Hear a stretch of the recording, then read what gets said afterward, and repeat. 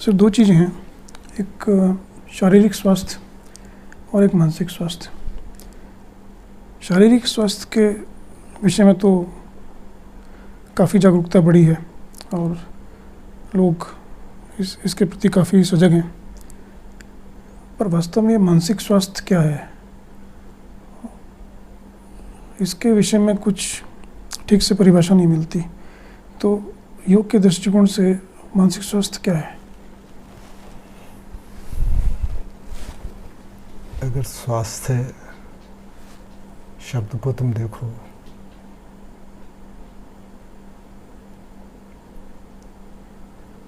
चाहे ये योग की दृष्टि से देख लो, आंतरिक दृष्टि से देख लो, स्वस्थ कौन है? स्वस्थ है, जो स्वयं में स्थित है वो स्वस्थ है।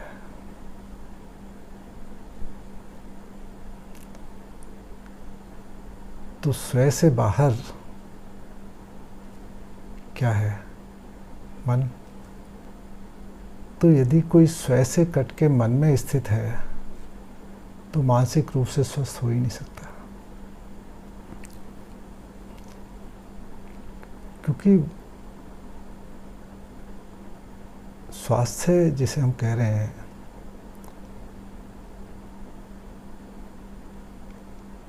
और स्वयं स्थिति में होता क्या है? जो भी ऊर्जा हमारी है, ऊर्जा शक्ति है, ज्ञान शक्ति है, उसका स्रोत क्या है? हमारा स्वयं। अब उसे नाम कुछ भी दे लो, आत्मा दे लो, आत्म केंद्र दे लो, स्वयं। और उस स्वयं से जहाँ, उस केंद्र से जहाँ फिर हम कटते हैं, फिर स्वस्थ नहीं रह सकते, क्योंकि फिर वहाँ मन का खेल शुरू हो जाता है। और मन के फिर बहुत सारे स्तर हैं, बहुत सारे रूप हैं। वहाँ इच्छाएं हैं, कामनाएं हैं, राग है, द्वेष है, अहम है, प्रतिक्रियाएं हैं। तो उनसे जुड़ के कहाँ स्वस्थ और स्वस्थता हो सकती है? तो जो भी हमारी मेधा शक्ति है, स्मरण शक्ति है या विश्लेषण शक्ति है, उन सबका मूल स्रोत या आधार हमारा केंद्र है, हमारा स्वयं है। निश्चित रूप से ये तो यंत्र हैं, यंत्र हैं ये। उन्हें जो ऊर्जा मिल रही है वो उस केंद्र से ही मिल रही है, स्वयं से ही मिल रही है। तो जितने मन रूपी व्यर्थ के विचार होंगे, जितने संकल्प विकल्प होंगे, उतनी ही हमारे उस ऊर्जा का हनन होगा और हमारी कार्य क्षमता प्रभावित होगी। निश्चित रूप से, क्योंकि जितना हम मन से जुड़े होंगे, मन की क्रियाशीलता होगी, बुद्धि की क्रियाशीलता होगी, अहम की क्रियाशीलता होगी, ये सब मन के, जिसे हम चित्त कहते हैं, उसके अंतर्गत ये सारी चीज़ें आ जाती हैं। उतना ही हमारी चित्त शक्ति अपने केंद्र से बाहर होती चली जाती है, दूर होती चली जाती है। तो उतना ही उसकी जो एक चैत्य ऊर्जा है वो कम होती चली जाती है। अब होता क्या है, साधारण स्थिति में मनुष्य ये मन की क्रियाशीलता को, बुद्धि की क्रियाशीलता को, अहम की क्रियाशीलता को ही अपनी क्षमता और ऊर्जा समझता है, जबकि है इसके विपरीत। और यही कारण है कि निरंतर वो इनसे जुड़ा रहता है, मन से, बुद्धि से, अहम से, क्योंकि उसे यही ऊर्जा का स्रोत, महत्ता, क्रियाशीलता सब इन्हीं के कारण बनी हुई है, और उसे बस लग रहा है कि यही सामान्य स्थिति है। और ये जितने अधिक क्रियाशील होते हैं उतने चैत्य केंद्र से, चैत्य ऊर्जा से करते जाएंगे, और फिर वो दोष जो चैत्य ऊर्जा से कटने से आते हैं, मन के, बुद्धि के, राग, द्वेष, क्रोध, प्रतिक्रियाएं, वो अपना खेल खेलना शुरू कर देती हैं। और इसी को हम, जो अस्वस्थ मन की बात की तुमने, यही मन की अस्वस्थता है। तो इसमें थकान और झुंझलाहट भी आ गई। फिर तो जब वहाँ चैत्य ऊर्जा से कट गए, तो अब सोचो, क्रोध की स्थिति में, प्रतिक्रियाओं की स्थिति में क्या कोई उद्वेग रहित रह सकता है, स्थिर रह सकता है, शांत रह सकता है? तो यहाँ मन से जुड़े होने का अर्थ मीन्स मतलब कि अनावश्यक विचारों से और अनावश्यक संकल्प विकल्पों से जुड़े होना। हाँ, मन से जुड़े होने का तात्पर्य यह है, शुद्ध मन से जुड़े होने का तात्पर्य यह है कि अपने उस स्वयं चैत्य केंद्र से कट के उससे जुड़े होना। एक स्थिति वो भी है कि जब हम अपने केंद्र से जुड़े होते हैं, स्वयं में स्थिति होती है, तो ऐसा नहीं कि वहाँ बुद्धि की क्रियाशीलता खत्म हो जाती है, मन की क्रियाशीलता खत्म हो जाती है। मन भी रहते हैं, बुद्धि भी रहते हैं, लेकिन क्योंकि वो चैत्य ऊर्जा से जुड़े हैं, चैत्य ऊर्जा से वहाँ प्रभावित हैं, तो वहाँ उनकी जो क्रियाशीलता होगी, वहाँ क्या होगा? राग द्वेष की जगह प्रेम होगा, लोभ नहीं होगा, जो प्रतिक्रियाएं उठती हैं अहम से संबंधित, अहम के कारण उनका अभाव होगा।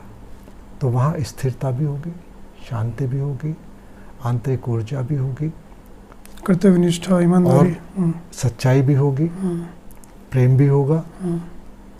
तो एक अलग ही धरातल में होगा मन का, जीवन का। तो उस स्थिति को हम स्वस्थ मन कह सकते हैं, मन की।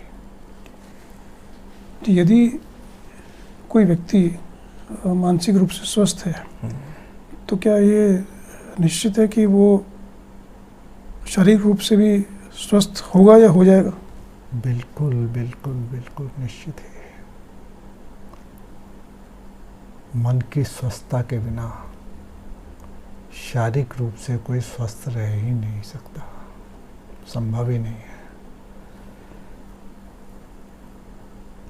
और आज की मॉडर्न मेडिकल साइंस भी अब ये मानती है और कहती है कि मनुष्य के 90% से अधिक जो बीमारियां हैं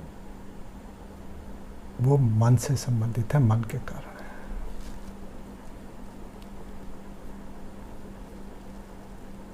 क्योंकि शरीर और मन दो कोई अलग तत्व नहीं है, आंतरिक धरातल पे है। मन और शरीर एक ही तत्व के दो छोर हैं। शरीर मन का स्थूल छोर है और मन शरीर का सूक्ष्म छोर है। और सारा जो चल रहा है शरीर पे, शरीर का अपना कहीं कोई नहीं, सब मन से चल रहा है वहाँ से। तो इसका मतलब हम ये कह सकते हैं कि मानसिक स्वास्थ्य ही हमारे शारीरिक स्वास्थ्य का आधार है। यही योग की महत्ता यही है। योग का सबसे पहला प्रभाव हमारे मन पे होता है। मन स्वस्थ होता है, मन ऊर्जावान होता है, और जब मन स्वस्थ होगा, ऊर्जावान होगा, तो शरीर अपने आप ही फिर स्वस्थ और ऊर्जावान होगा। तो इसके विपरीत यह जरूरी नहीं है कि यदि कोई व्यक्ति शारीरिक रूप से स्वस्थ है तो वो मानसिक रूप से भी स्वस्थ होगा ही, ऐसा आवश्यक नहीं है। बिल्कुल। अब क्या है, सामान्यतः हम शारीरिक स्वास्थ्य किसे मान लेते हैं कि जिसके मसल्स बहुत पुष्ट हैं, अब जिम में जाके किसी ने बॉडी बिल्डिंग करके वो बना लिए हैं, तो शारीरिक सौष्ठव है वो। स्वस्थता अलग चीज़ है, शारीरिक सौष्ठव अलग चीज़ है। लेकिन यदि तुमने देखा हो, मैंने तो ऐसे बहुत लोगों को देखा है कि जो इस तरह से शरीर सौष्ठव में जिनकी रुचि होती है, मन उधर होता है, शरीर सौष्ठव कर लेते हैं किसी भी शारीरिक व्यायाम से, जिम से, शरीर तो उनका दिखाई देता है, लेकिन उनके अंदर मन के धरातल पे अहंकार बढ़ा हुआ होगा, उस अहंकार के कारण राग द्वेष बढ़े हुए होंगे,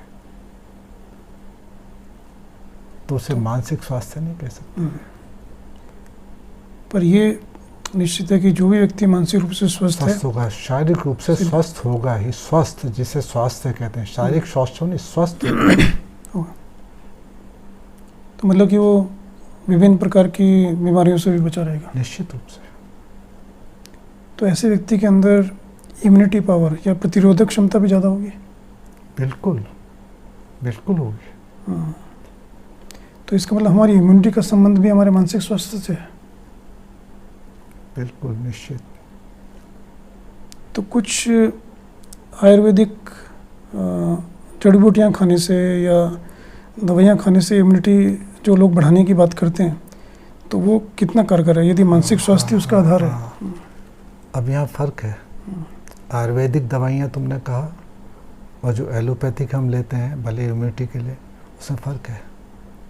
आयुर्वेदिक जो औषधियाँ हैं या जड़ी बूटियाँ हैं, वो सिर्फ हमारे भौतिक शरीर पे प्रभाव नहीं डालती, उसमें अधिकांश ऐसी हैं जो हमारे मन पे भी प्रभाव डालती हैं।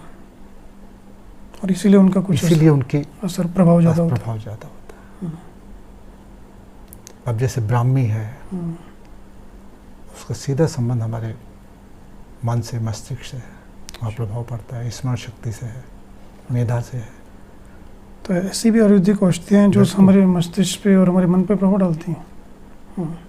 बेटे, पहले जो ऋषि मुनि होते थे, जब वो साधना में अपने शिष्यों को लेते थे, तो वो उनकी मन स्थिति के अनुरूप मन का शोधन करने के लिए कुछ विशेष तरह की आयुर्वेदिक औषधियों का पहले प्रयोग कराते थे, जिससे शरीर और मन शुद्ध हो जाते थे। फिर आगे की उनकी क्रियाएं, साधनाएं शुरू होती थी। तो स्वास्थ्य से संबंधित एक और महत्वपूर्ण विषय है जिसे हम कहते हैं हेरिडिटिकल डिसऑर्डर या वंशागुणित दोष। तो क्या योग से जुड़कर वंशागुणित स्वास्थ्य संबंधी समस्याओं से भी उपराम हुआ जा सकता है? बिल्कुल हुआ जा सकता है। ये केवल और केवल योग में और योग की क्रियाओं में ही वो क्षमता है कि जो वंशानुगत रोगों से भी उपराम कर सकती है, उनसे बाहर निकाल सकती है। केवल योग में ये क्षमता है, योग की क्रियाओं में। एक उदाहरण है, एक व्यक्ति हैं, वो अपने कॉलेज टाइम में अस्थमा से बड़े प्रभावित रहते थे और महीने के 3-4 दिन उनके इसी में निकल जाते थे उससे ठीक होने में। तो उनको बड़ा एक तनाव, एक डिप्रेशन रहता था कि ये मेरे मदर फादर को अस्थमा है तो मुझे भी हुआ, लेकिन इसमें मेरी कोई गलती नहीं है। लेकिन यदि वो चाहते तो योग से जुड़कर इससे उपराम हो सकते थे। बिल्कुल हो सकते थे। ऐसे उदाहरण हैं, एक नहीं बहुत उदाहरण हैं ऐसे। और देखो, जिसे हम योग साधना कहते हैं,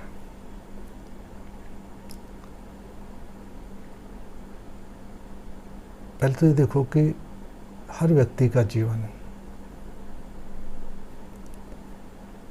अब उसे वंशानुगत कह लो या संस्कार कह लो, उनसे ही प्रभावित और परिचालित होता है, व्यक्ति को उसका ज्ञान हो या ना हो। और योग साधना जिसे हम कहते हैं, योग साधना का लक्ष्य ही ये है कि ये जो संस्कार पड़े हुए हैं, उनसे उस जीव को, साधक को बाहर निकालना, उपराम करना। तभी फिर वो उससे पीछे जो चैत्य पक्ष है, चैत्य सत्ता है, उससे जुड़ सकता है।